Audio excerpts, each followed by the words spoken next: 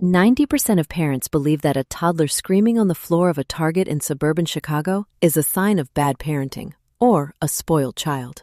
But 90% of those parents are looking at the wrong map.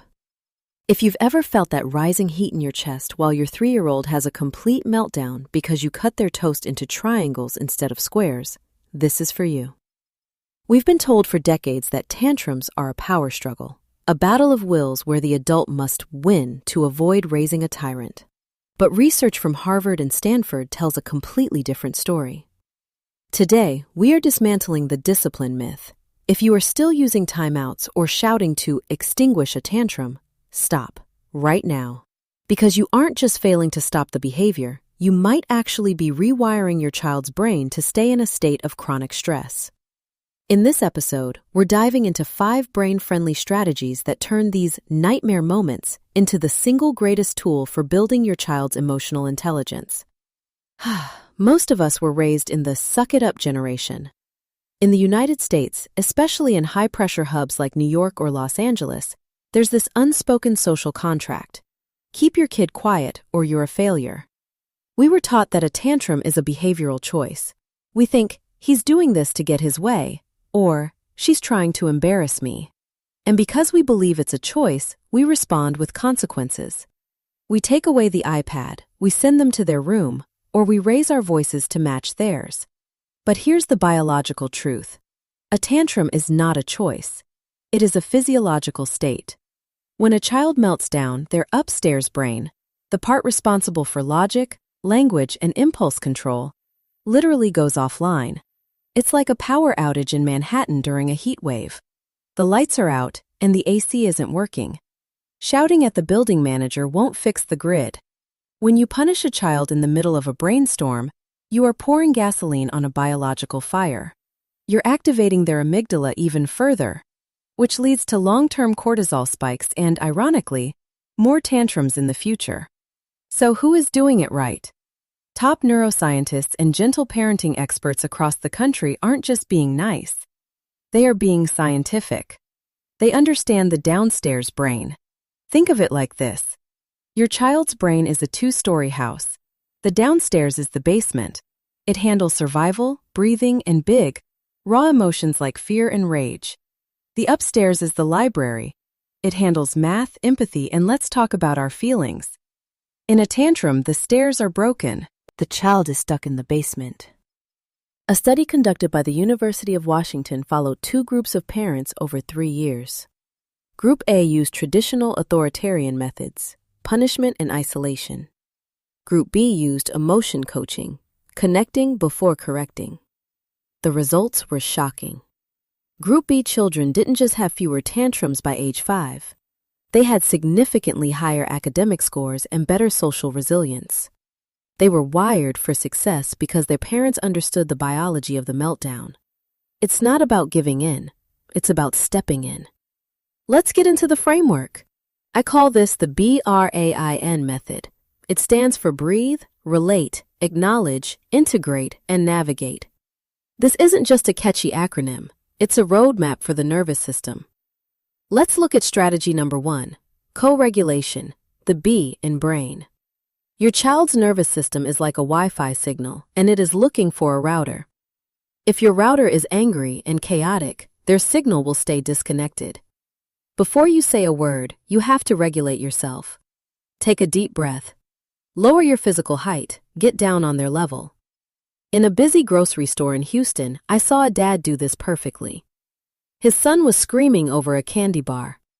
Instead of dragging him out, the dad just sat on the floor next to him. He didn't talk, he just breathed loudly and calmly. Within 2 minutes, the boy's breathing synced with the dad's. That is the mirror neuron effect in action. You are lending them your calm until they can find their own. Strategy number 2, name it to tame it, the A in brain. This is a technique popularized by Dr. Dan Siegel. When we label an emotion, we send a soothing chemical message to the amygdala. Imagine you're at a park in Santa Monica. Your daughter has to leave, and she starts the arching back scream. Instead of saying, "Stop crying, we're coming back tomorrow," try, "You are so frustrated." You wanted to stay and play on the red slide, and it's hard to leave. By naming the frustration, you are helping her upstairs brain re-engage with the downstairs brain. You're building a bridge. A common mistake here is asking, "Why are you crying?" Never ask a child why during a tantrum. They don't know. Their logic center is dark. Just name the feeling and sit with it. Strategy number 3, the sensory shift. Sometimes the brain is so looped in a rage cycle that words don't work. You need to shock the system back into the present. I knew a mom in Brooklyn who kept a tantrum orange in the fridge. When her toddler hit the point of no return, she'd hand him the cold orange. The sudden cold temperature and the smell of the citrus forced the brain to process a sensory input instead of an emotional one. You can use a glass of ice water, a heavy weighted blanket, or even just blowing bubbles.